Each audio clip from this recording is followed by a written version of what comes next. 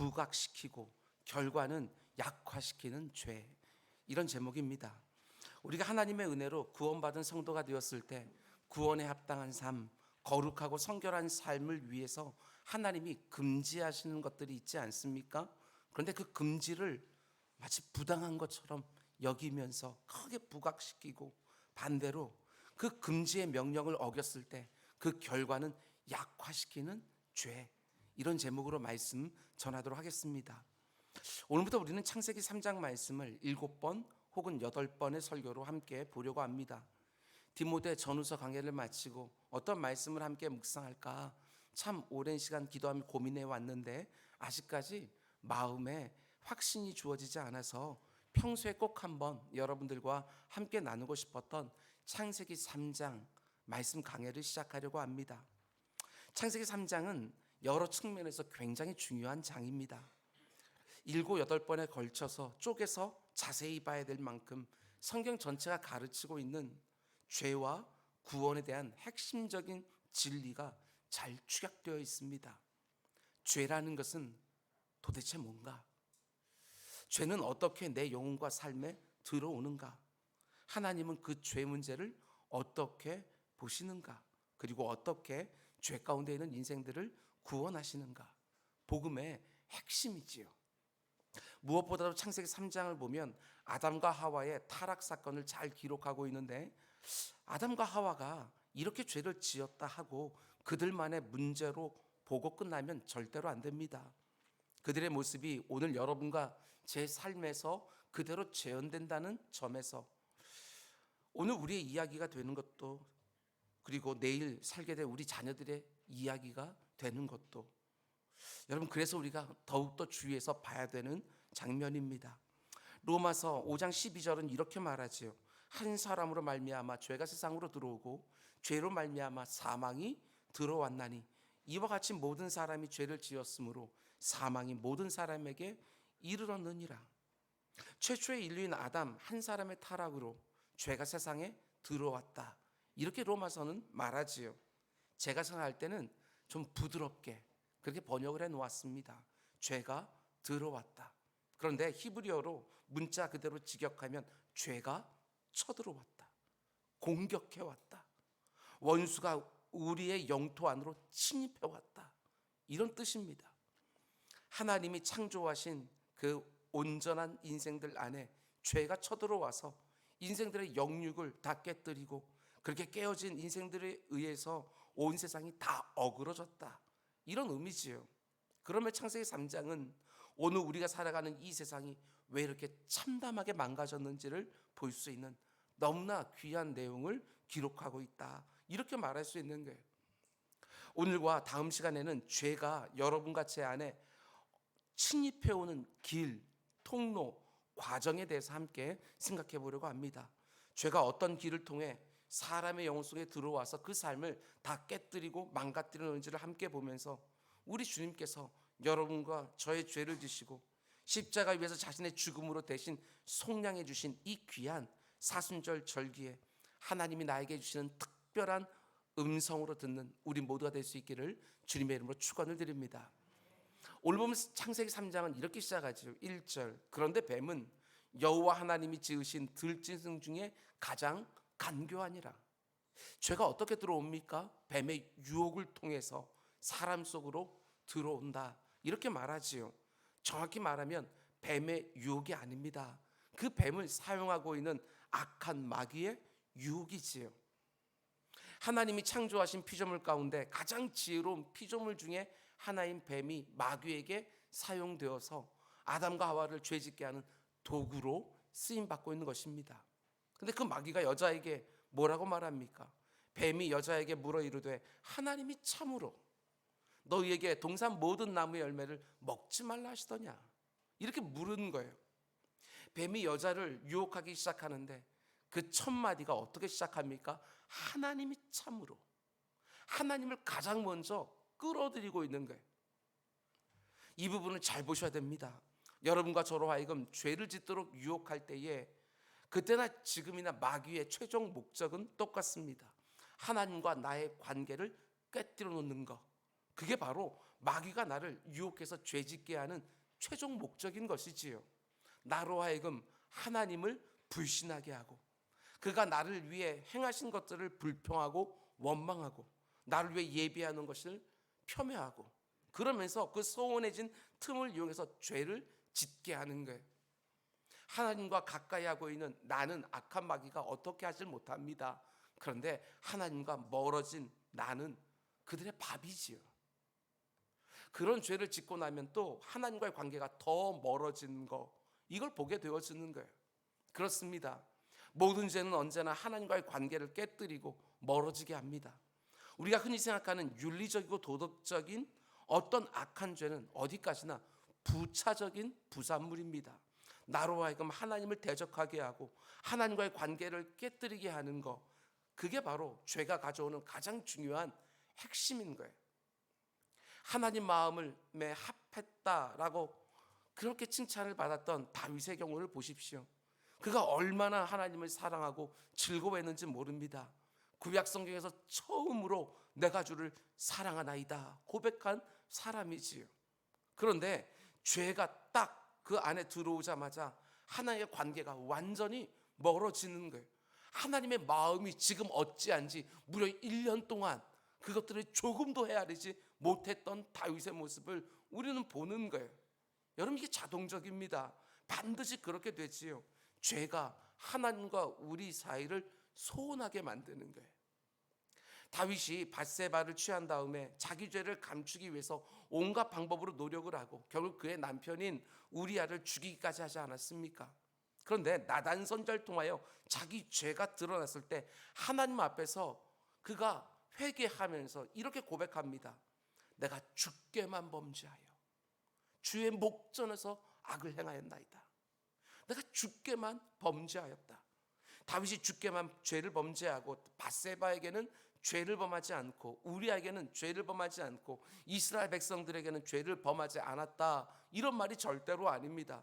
분명히 밧세바를 범하는 죄를 지었고 그의 남편 우리아를 죽이는 죄를 지었습니다. 이스라엘 백성들에게 깊은 상처를 입힌 거예요. 분명히 사람들에게도 죄를 지은 것입니다. 그러나 그 모든 죄의 영향력 중에 가장 중요하고 가장 일차적인 것은 내가 무엇보다도 하나님의 마음을 다 찢어 놓았구나, 이걸 다윗이 깨달은 거예요. 사람들에게도 틀림없이 무슨 짓을 했지만 그 무엇보다도 하나님을 대적하고 하나님의 가슴을 다 찢어 놓은 거, 그게 바로 죄의 핵심이라는 것을 다윗이 깨달은 거예요. 여러분, 죄라는 것을 윤리적인 관점에서만 보면 절대로 안 됩니다. 그러니까 마치 내가 죄 없는 사람인 것처럼 교회에 와서 내가 죄인이라는 얘기를 듣게 되어지면 그렇게 불쾌한 것이 바로 윤리적인 관점에서만 죄를 보기 때문에 그렇습니다. 신앙적으로 봐야 제대로 죄가 보이기 시작을 합니다. 죄라는 것을 하나님과의 관계 안에서 해석해야 제일 바르게 죄를 다뤄낼 수가 있는 거예요.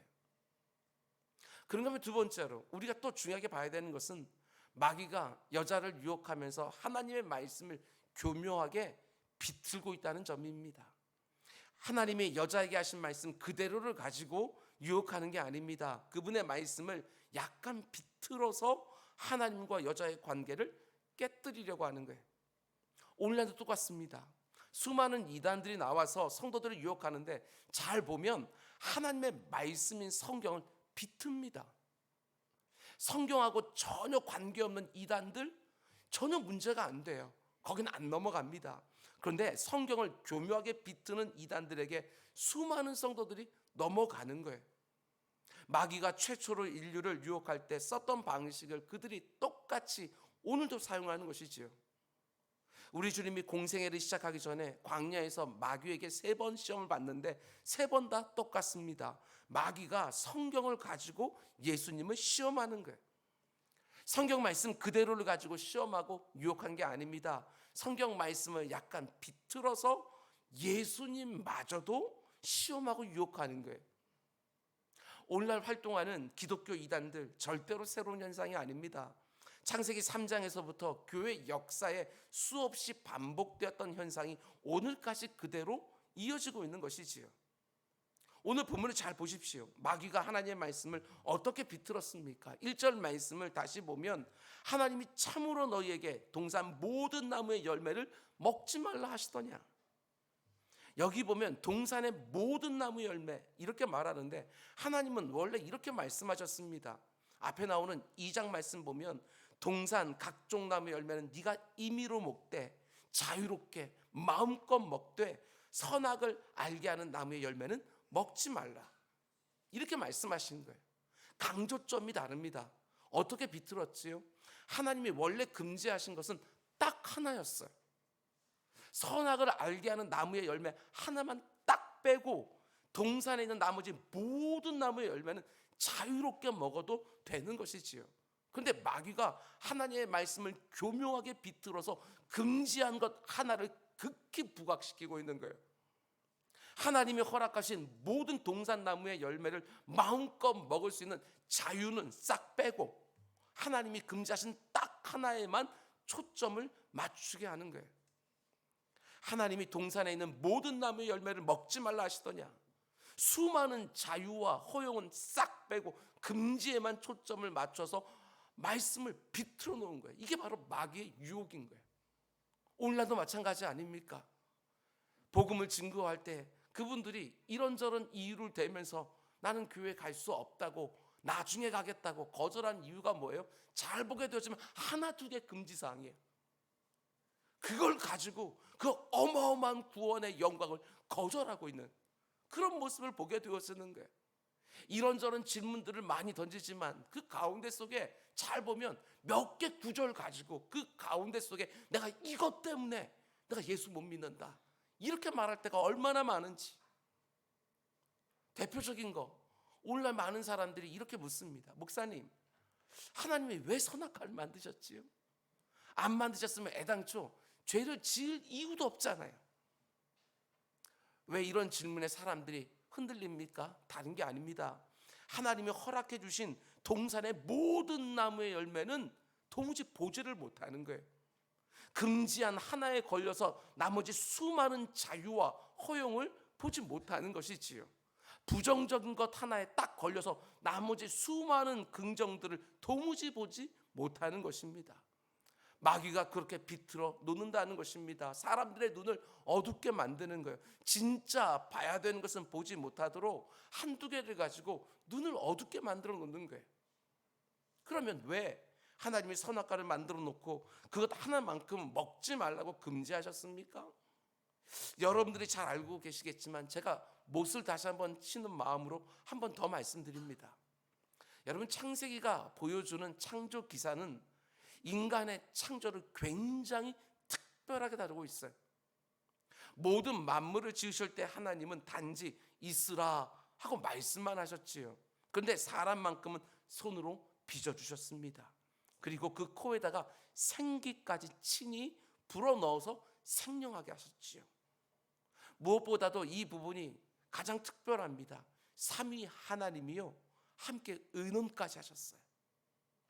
하나님이 이르시되 우리의 형상을 따라 우리의 모양대로 우리가 사람을 만들고 그들로 바다의 물고기와 하늘의 새와 가축과 온 땅과 온 땅에 기는 모든 것을 다스리게 하자 하시고 하나님이 자기 형상 곧 하나님의 형상대로 사람을 창조하시되 남자와 여자를 창조하시고.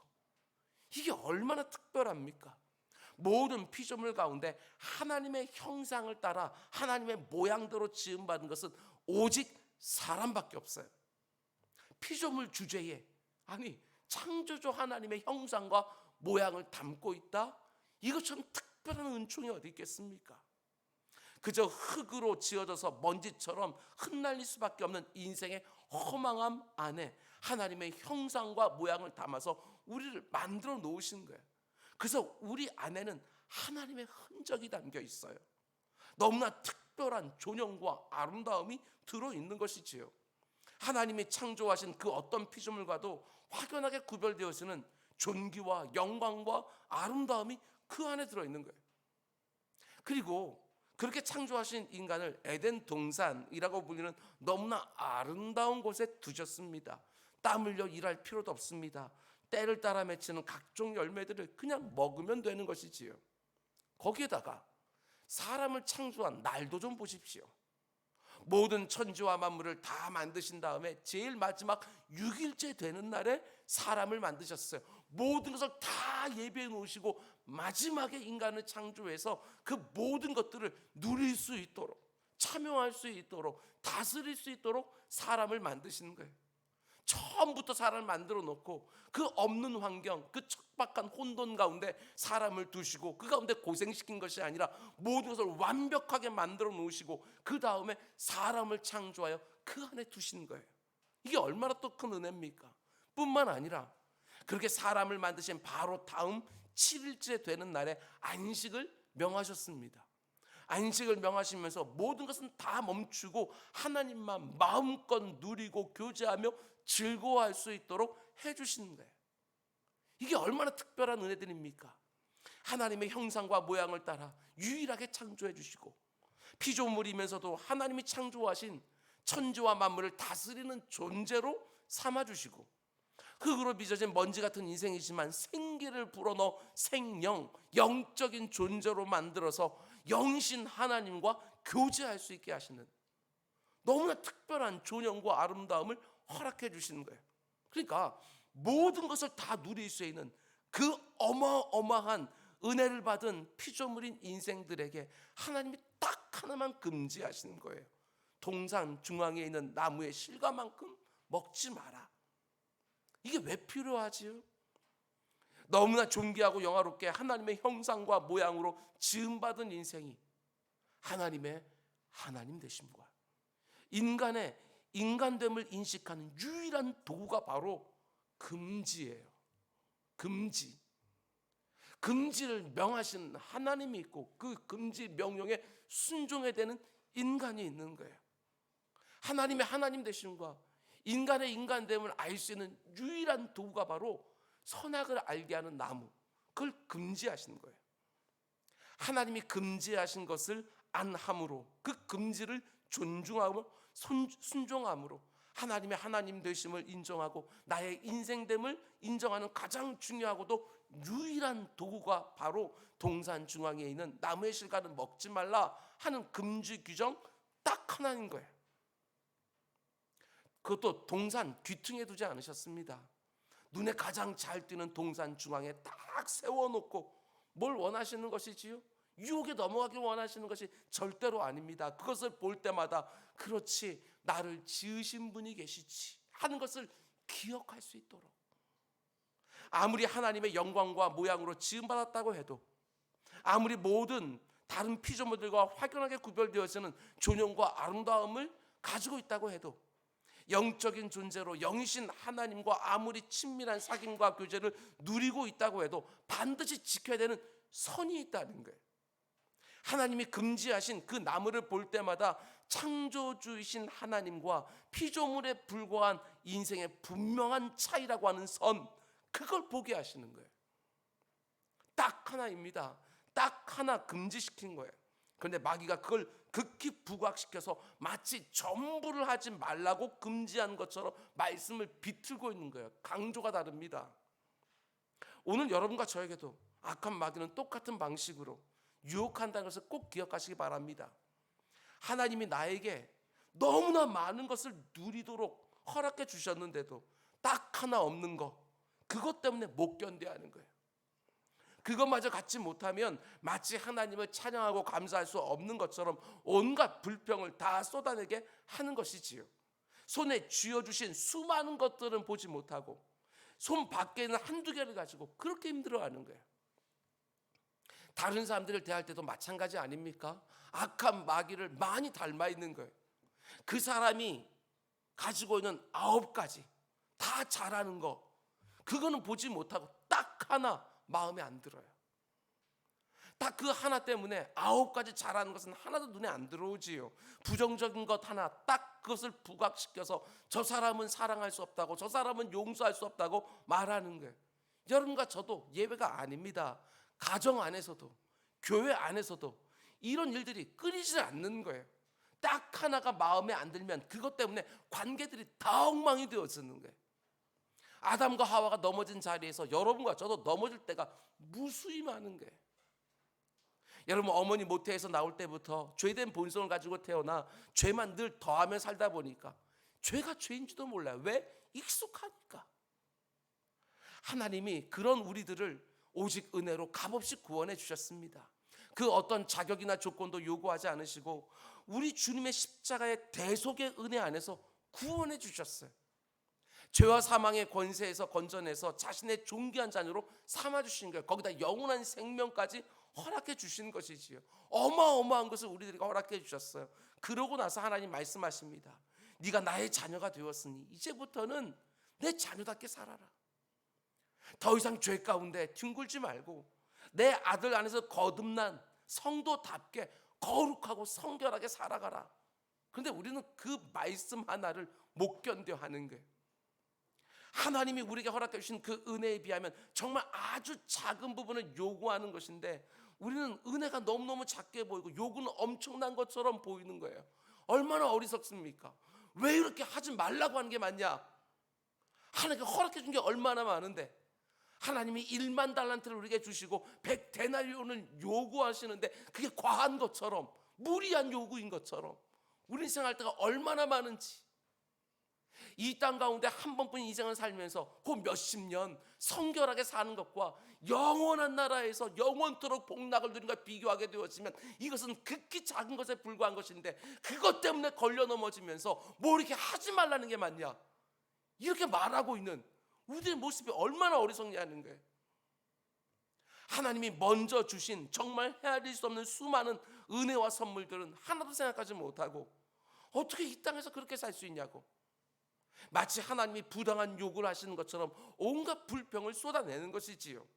조금도 자격이 안 되는 나에게 하나님이 허락해 주신 정말 헤아릴 수 없는 은혜와 선물들은 눈에 하나도 안 들어오고, 뭔가 하라는 말씀, 뭔가 하지 말라는 말씀, 그것만 눈에 잔뜩 들어오는 것이지요. 아닙니다. 그게 당연한 것이 절대로 아닙니다.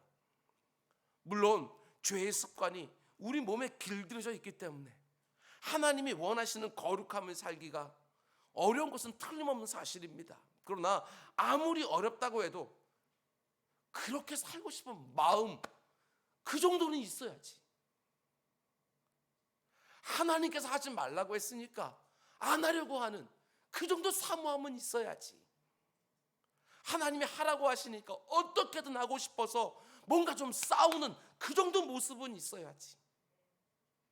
여러분과 제가 내가 하나님께 받은 그 수많은 은혜와 선물들을 제대로 알고 있다면 적어도 우리 선배들이 늘 말했던 것처럼 마음에는 원이로되 육신이 약하도다, 이 말 정도는 할 수 있어야죠.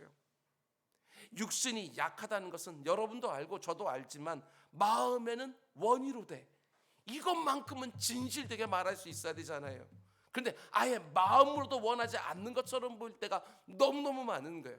육신이 약한 것이 아니라 사실은 악하지요. 아무리 마음에 굳게 결심해도 죄 가운데 넘어질 때가 수도 없이 많이 있지만 적어도 하나님 꼭 살아내고 싶습니다. 하나님이 하라는 것 하고 하지 말라는 것 안 하고 정말 그렇게 살고 싶으니까 나 좀 도와주십시오.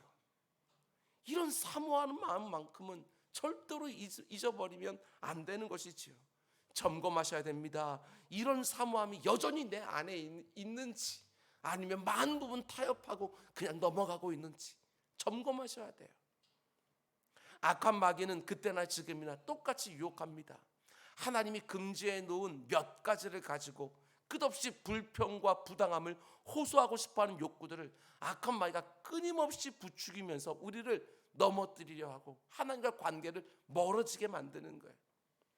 여러분, 어머니 모태로부터 죄된 본성을 가지고 태어난 여러분과 제가, 그래서 죄에 능수능란하게 숙달되어 있는 여러분과 제가 성령의 도우심을 받아서 이 말 안 듣는 몸을 쳐서 작은 죄 하나라도 거스르며 살아갈 때 하나님 그 적은 수고를 얼마나 귀하게 보시는지 꼭 아셔야 됩니다. 하나님이 내게 금지하신 것 하나를 가지고 내게 허락하신 그 어마어마한 은혜의 감격을 잃어버리지 않는 우리 모두가 다 될 수 있기를 주님의 이름으로 축원드립니다. 여러분, 근데 너무 안타깝게도 하나님의 말씀을 교묘하게 비틀어서 유혹하는 마귀 앞에서 여자가 어떻게 반응하지요? 마귀가 원했던 거, 의도했던 거 그대로 반응을 합니다. 2절과 3절. 여자가 뱀에게 말하되 동산나무의 열매를 우리가 먹을 수 있으나, 뭔가 흔들리는 게 보이지 않습니까? 동산 중앙에 있는 나무의 열매는 하나님의 말씀에 너희는 먹지도 말고 만지지도 말라, 너희가 죽을까 하노라 하셨느니라. 마귀가 하나님이 참으로 너희에게 모든 나무의 열매를 먹지 말라 하시더냐, 이렇게 물으면 여자가 곧바로 뭐라고 말해야 됩니까? 처음부터 아주 단호하게 아니다, 다 먹어도 된다고 했다, 딱 저거 하나만 먹지 말라고 했다, 이렇게 말해야 될 텐데 뭐라고 말합니까? 2절. 동산나무의 열매를 우리가 먹을 수 있으나, 다 먹어도 된다 이렇게 말 안 하고 우리가 먹을 수 있으나 하고 말꼬리를 흐려요. 그리고 3절을 보면 동산 중앙에 있는 나무의 열매는 하나님 말씀에 너희는 먹지도 말고 만지지도 말라. 여자가 살짝 흔들리면서요, 마귀의 유혹에 딱 발을 딛고 있는 거예요. 마귀의 유혹을 받은 여자에게서 두 가지 정도 심각한 잘못이 드러나는 것을 보게 되었습니다. 잘 보셔야 돼요. 이게 바로 죄가 들어오는 길이거든요. 여러분과 저 역시 너무나 빈번하게 보이는 모습이기도 합니다. 먼저 첫 번째로 여자가 하고 있는 잘못이 무엇입니까? 하나님의 말씀을 나에게 주신 개인적이고 인격적인 관계 속에서 받지를 아니하고 우리에게 주신 말씀하고 두루뭉실하게 보편화시키고 일반화시키고 있는 우를 범하고 있는 거예요. 여기서부터 죄가 들어와요. 하나님은 원래 이렇게 말씀하셨습니다. 2장 16절 뒷부분을 보면 동산 각종 나무의 열매는 네가 임의로 먹되, 여기서 네가라고 하는 말은 2인칭 단수예요. 너. 하나님이 손가락으로 나를 콕 집으면서 말씀해 주시는 거예요. 그리고 17절 뒷부분도 보면 네가 먹는 날에는 반드시 죽으리라. 여기서 네가라는 말도 2인칭 단수지요. 너 죽는다고 말한 거예요. 그런데 마귀가 유혹하면서 어떻게 합니까? 그 2인칭 단수를요 2인칭 복수로 뒤틀어 버리는 거예요. 3장 1절 중간부터 보면 마귀가 여자에게 어떻게 묻습니까? 뱀이 여자에게 물어 이르되 하나님은 참으로 너희에게 동산 모든 나무의 열매를 먹지 말라 하시더냐. 여기 보면 마귀가 너희라는 이 2인칭 복수를 쓰고 있어요. 하나님은 네가 그렇게 해서는 안 된다 분명히 말씀하셨는데 마귀는 너희라고 하면서 하나님의 말씀을 두루뭉실하게 보편화시키고 일반화시키고 있는 거예요. 그래서 여자가 어떤 반응을 보입니까? 2절 말씀 보면 여자가 뱀에게 말하되 동산 나무의 열매를 누가? 우리가 먹을 수 있으나. 이 차이가 보이셔요? 하나님은 2인칭 단수로 나를 콕 집어서 말씀하셨으니까 사실은 내가 먹을 수 있으나 이렇게 말해야 정확하지요. 그런데 마귀가 2인칭 복수로 너희에게 이렇게 물으니까 여자도 1인칭 복수를 사용해서 우리가 이렇게 대답하고 있는 거예요. 3절도 보면 너희가 죽을까 하노라 하셨느니라. 여기서도 여자가 하나님이 너희라고 복수로 말한 것처럼 대답하고 있는 거예요. 여러분, 이게 별것 아닌 것처럼 보여도요 그렇지 않습니다. 여기서부터 우리의 마음이 열리기 시작하는 거예요. 너무 중요한 메시지가 담겨 있어요. 오늘날 너무나 많은 성도들이, 여러분도 저도 예외 아니에요. 잘 들어보셔요. 하나님 말씀을 받을 때에 어떻게 할 때가 많습니까? 하나님이 나를 콕 집어서 주시는 말씀으로 개인적이고 인격적인 관계 안에서 듣지를 않습니다. 그저 모든 성도들에게 주시는 말씀으로 보편화시키고 일반화시키니까 그냥 듣고 지나갈 수 있는 거예요. 하나님이 지금 나를 향해 말씀하신다 이렇게 드리려고 하지 아니하고 그냥 두루뭉실하게 모든 성도들에게 말씀하시는 것처럼 보편화시키고 일반화시켜 버리니까 어떻게 됩니까? 말씀을 들으면서도 변화와 성숙이 일어나지 않아요. 아니, 마음에 조금도 부담이 없어요. 모든 사람들에게 주신 말씀이니까. 심지어 우리가 어떨 때가 많아요? 선포되는 말씀을 들으면서 나에게 주시는 말씀으로 안 듣고 늘 이러지 않습니까? 이 말씀 그 사람이 꼭 들어야 되는데 오늘 안 왔네, 아쉽다. 아닙니다. 그 사람이 꼭 들어야 될 말씀이라면 그 사람 왔을 때 하나님이 직접 말씀해 주셔요. 내 귀에 들려왔다면 나에게 주는 말씀이시지요. 내가 먼저 들어야 되는 거예요.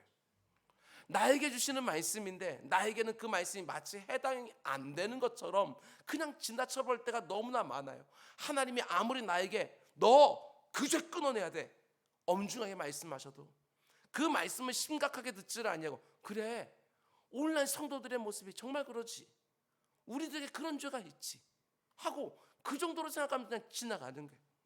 하나님이 나를 딱 세워놓고 너 그 죄 너 빨리 해결해라 이렇게 말씀하셨으면 우리가 두려워하면서 그 죄와 싸우려고 얼마나 씨름을 하겠어. 그런데 이 자리에는 모든 사람들에게 말씀하신다고 생각하니까 내게 제대로 와 닿지를 않는 거예요. 주일날 강단 선포되는 설교만 나에게 주시는 말씀으로 받으면 되는 게 아닙니다. 여러분, 성경을 통독하고 개인적으로 묵상하면서도 그저 모든 성도들에게 주시는 보편적 말씀으로 일반화시켜 보편화시켜 들으면 지식만 남는 거예요. 하나님이 그 시간에 그 말씀으로 나에게 말씀하신다. 그래 그 말씀이 역사하기 시작하는 거예요. 그런가 하면 또 한 가지, 오늘 보면서 여자의 두 번째 잘못은 무엇입니까? 이 부분도 잘 들으셔야 돼요. 하나님이 나에게 주신 말씀을 선명하고 정확하게 새겨놓지를 않고 어설프고 흐릿하게 기억하고 있는 거예요. 그러니까 마귀가 슬쩍 비틀어 놓아도 깨닫지를 못해요. 너무너무 쉽게 넘어가는 것이지요. 하나님은 창세기 2장 17절에서 네가 먹는 날에는 반드시 죽으리라 이렇게 말씀하셨는데 여자는 하나님이 이렇게 말씀하셨다고 그렇게 생각하는 거예요. 너희는 먹지도 말고 만지지도 말라. 뭐가 달라요? 하와가요 하나 또 덧붙였어요. 너무 놀랍게도 여자가요 금지 규정을 하나 더 더하고 있는 거예요. 하나님은 먹지 말라 딱 하나만 금지하셨는데 만지지도 말라 이렇게 하나의 금지를 더 더하고 있는 거예요. 마귀의 유혹에 그대로 넘어가는 모습 아닙니까? 하나님이 모든 동산나무 열매를 먹지 말라고 하시더냐 하고 물을 때 금지를 딱 부각시키면서 묻지 않았습니까? 그때 아니다 다 먹어도 된다고 하셨다. 딱 하나만 먹지 말라고 금지하셨다. 이렇게 말하지를 못하니까 마귀가 의도한 대로 여자도 만지지도 말라 하는 말을 하나 더하면서 금지를 강화시키고 있는 거예요. 하나님이 금지한 것들이 많은 것처럼 그렇게 말하고 있는 것이지요. 마귀가 금지를 부각시키니까 여자도 금지를 강화시키고 있는 거예요. 그게 전부가 아닙니다. 우리가 잘 아는 것처럼 더 안타까운 게 있지요. 하나님이 금지한 그 열매를 먹으면 어떻게 된다고 여자가 말을 합니까? 하나님은 앞에서 네가 먹는 날에는 반드시 죽으리라 이렇게 말씀하셨는데 여자는 지금 이렇게 기억하고 있는 거예요. 너희가 죽을까 하노라 하셨느니라. 반드시 죽으리라와 죽을까 하노라는 이게 얼마나 큰 차이입니까? 히브리어 성경으로 보면 반드시라는 표현은 없고요. 죽고 또 죽으리라 이렇게 두 번 반복해 놓았어요. 히브리어 용법에서요 이렇게 두 번이나 반복하는 것은 이런 의미입니다. 틀림없이 예외 없이 변경 없이 여지 없이 너 반드시 죽는다 이런 의미지요. 그러면서 우리 한글 성경이 잘 번역해 놓은 거예요. 반드시. 하나님은 원래 네가 저거 먹으면 반드시 죽는다 이렇게 말씀하셨는데 여자는 만지지도 말라 하고 금지는 하나 더하면서 여러분 잘 보십시오. 먹었을 때 어떻게 된다고 말합니까? 결과는 흐릿하게 말한 거예요. 너희가 죽을까 하노라. 안 죽을지도 모르겠지만 죽을지도 모르겠다. 그런 식으로 금지는 강화시키고 있는 것이고 결과는 약화시키고 있는 거예요. 이게 무서워요. 죄는 언제나 이 길로 다가와요.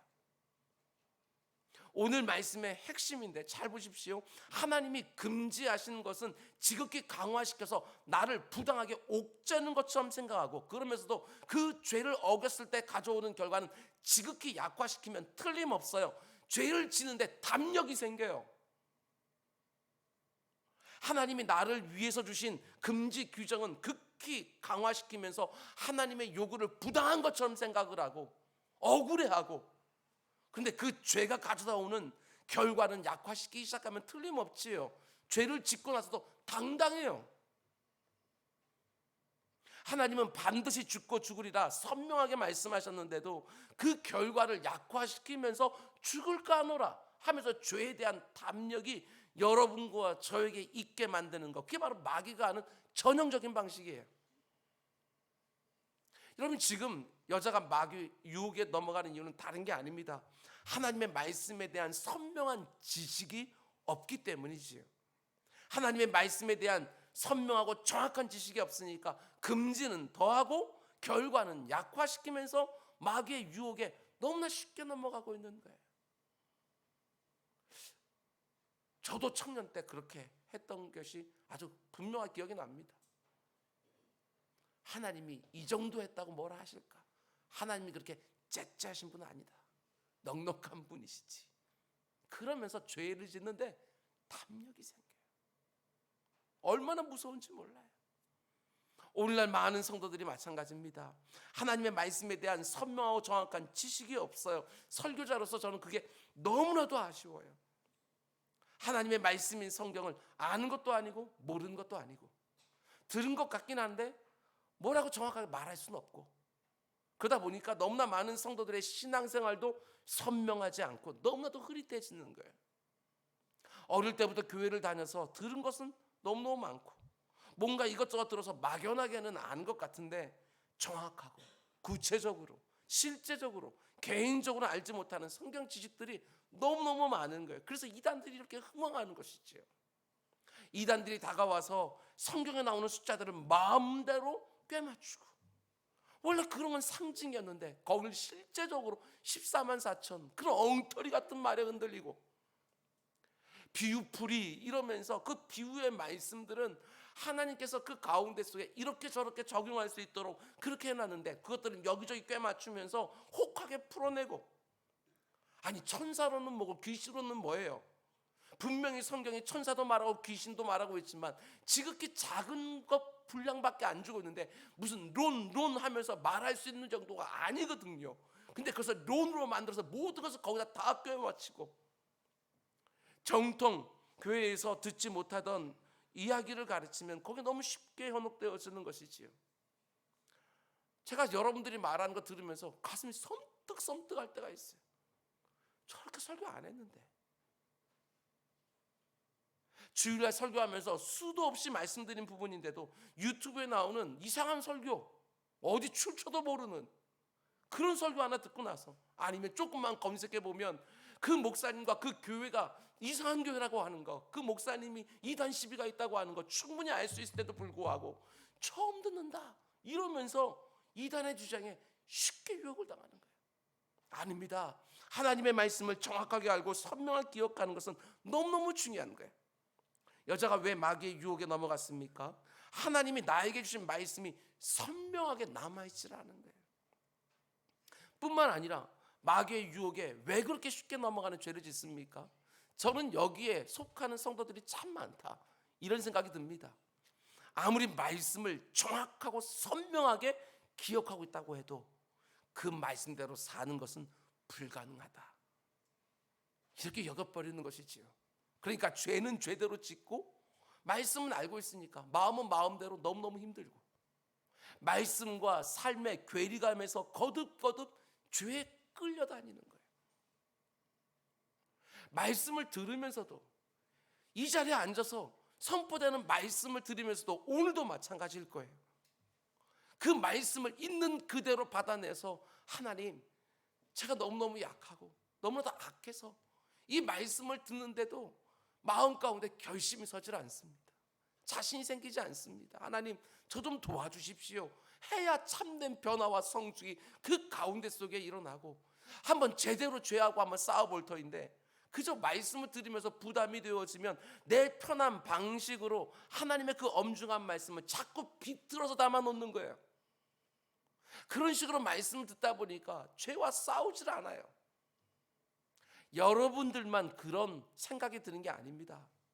목회하고 있는 저에게도 마귀의 그런 유혹이 얼마나 많은지 몰라요. 자꾸 타협하라고 유혹해요. 오지호 목사, 성경은 그렇게 말하고 있지만 목회 현장은 다르지 않냐? 어떻게 성경 말씀 그대로 목회하냐?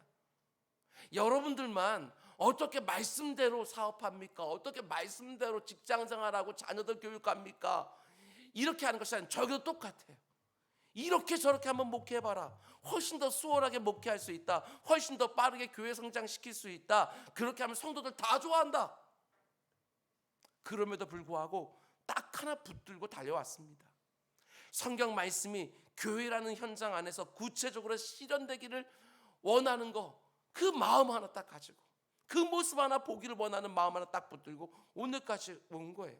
물론 많은 부분에 넘어지기도 하고 두려워하며 타협할 때도 수도 없이 많이 있었지만, 그래도 성경이 말하고 있는 원래 그 교회 모습 그대로 교회 구석구석까지 묻어나기를 사모하는 마음만큼은 안 놓치려고 씨름하면서 여기까지 온 거예요.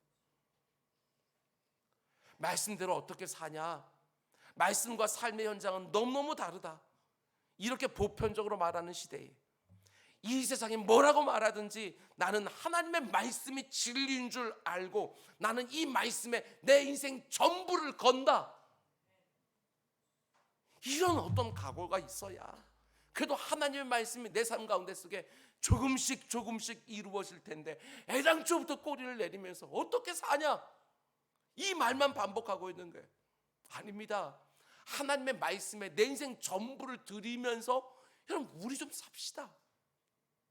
어머니 모태에서부터 죄를 가지고 태어났고 너무나 많은 죄의 유혹들이 정말 넘쳐나는 시대를 살아가고 있지만, 거기다 이렇게까지 말을 안 듣는 육신을 가지고 살아가지만, 여러분 절대로 하와도 넘어지고 아담도 넘어졌는데 나라고 안 넘어질 수 있냐? 이렇게만 말하면서 죄 가운데 사는 것을 당연한 것처럼 여기면 절대로 안 되는 거예요. 내가 그리스도 안에서 새롭게 창조된 하나님의 백성의 사실을 늘 의식하면서 이 안에 성령 하나님 계시지, 그분이 나를 도와주시지, 나에게 힘도 주시고 의지도 주시고 환경도 허락해 주시지 하면서 죄의 유혹을 하나하나 거슬러서 이겨가는 것이지요. 아무리 지킬 수 없는 것 같은 말씀이라도 여러분, 내가 마음대로 비틀고 축소시키면 절대로 안 됩니다. 더해도 안 돼요. 거기서부터 온갖 죄들이 다 마음 놓고 들어옵니다. 우리가 잘 아는 것처럼 계시록 22장 맨 마지막, 성경 66권 이 두 권 중에 맨 마지막에 이런 말씀을 하나님이 기록해 놓으셨어요.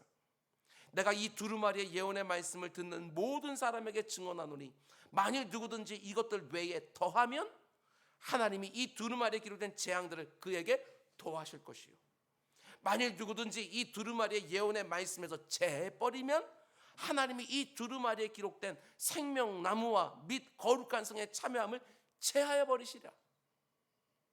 아무리 내가 지키기 어려운 말씀들 알지라도 그거 제해버리지 말라는 거예요. 마치 성경에 안 들어있는 것처럼, 아무리 나에게 많은 대가를 요구한다 할지라도, 아무리 버거운 무리한 요구처럼 보인다 할지라도 성령 하나님의 도우심을 간구해야지, 그 가운데 마치 없는 것처럼 무시하고 지나가지 말라는 거예요. 내가 하나님의 말씀에 무언가를 더하면 하나님도 내게 재앙을 더하신다고 이렇게까지 말씀하셔요. 내가 하나님의 말씀에 무언가를 제하면 하나님도 내 이름을 생명체에 제해버리시겠다고 말씀하시는 거예요. 무슨 말이지요?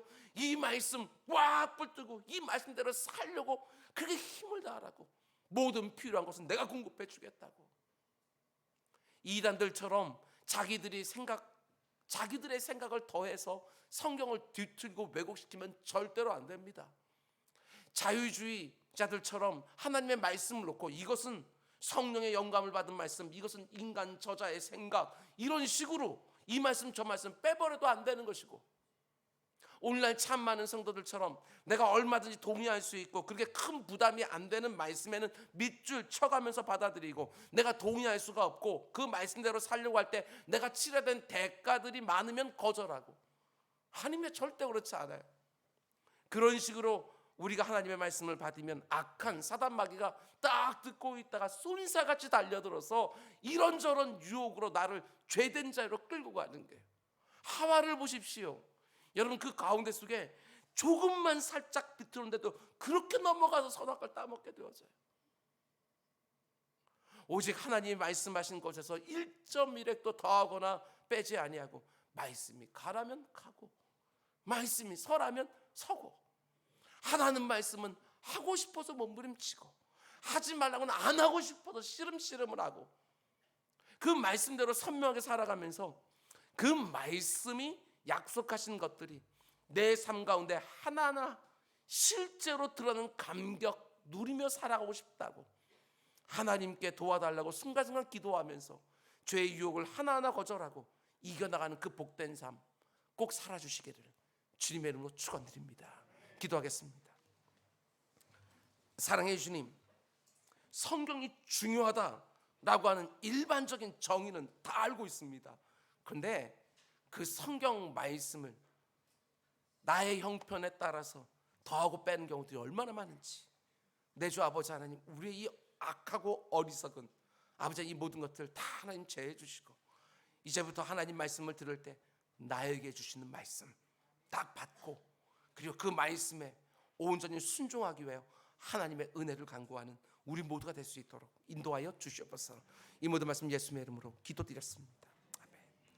오늘 말씀 생각하면서 우리 찬송가 214장 우리 함께 찬양하겠습니다. 214장입니다.